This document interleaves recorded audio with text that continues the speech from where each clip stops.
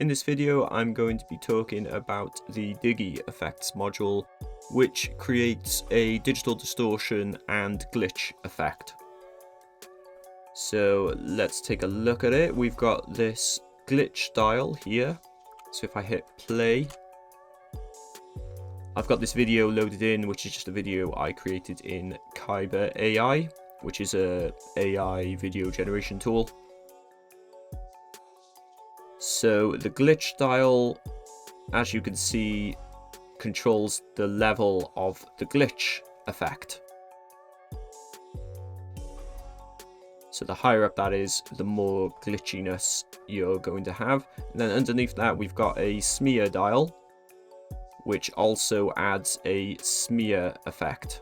If the glitch dial is switched down, the smear effect isn't going to do anything. It only applies a smear to the glitch, so you need to have this glitch dial turned up in order for the smear dial to do anything. Both of these dials are beat responsive and audio responsive as well, so if you do want them responding to the beat, you can click these buttons and then select how frequently you want them to change using your master beat control on your player.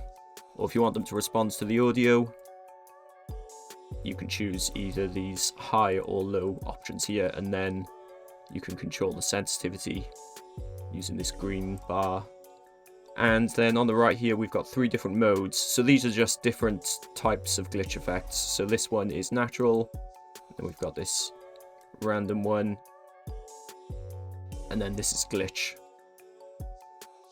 One thing to note with this effect is that if your image doesn't have that much difference between frames, you're not going to see the effect as much. It's basically based on the difference in pixels between each frame. For example, if I switch this from a video to a still image, so here I've loaded up a still image, you can see there's very little happening here. There's a little bit of glitching going on, but it's not as obvious as it is when it's a video.